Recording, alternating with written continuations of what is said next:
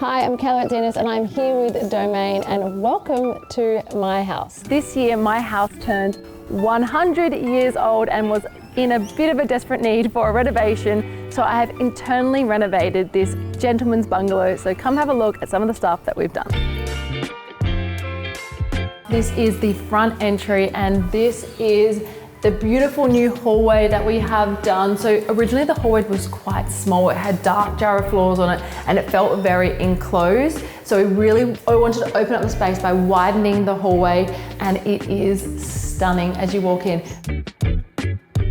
Again, this area was just dark orange flooring. I changed the flooring, changed the furniture, and it was just a game changer for the whole space.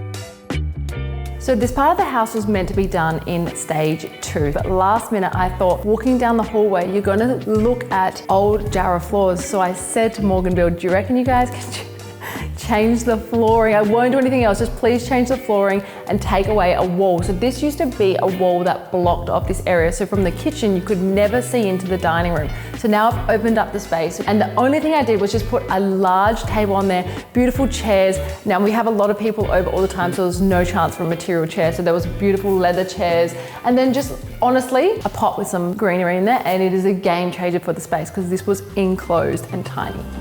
My favorite room of the whole house, this is our bedroom. So you walk in past the walk-in wardrobe, so it's like a little entrance thing with the colors. It feels very warm, very inviting. I love like the DIY blinds, really sort of like the color really made it. The micro cement on the walls, everything tied together so well. And if you come around the corner, you then walk without a door straight into the bathroom. I love curves, so all of this is all curved as you walk in. Double shower. Adding in skylights really brought in this beautiful natural light. Steel doors, fluted glass, beautiful, beautiful lights. Lights make the room. So this is actually our guest room. We have so many friends from other states that come and visit us. So we have a room for them to come and stay in, somewhere where they can do their work. I wanted them to be able to have a wardrobe inside. There is a TV, beautiful bed by Zen Design, nice rug. I love this rug so much. I've actually ordered another one for my son's nursery room.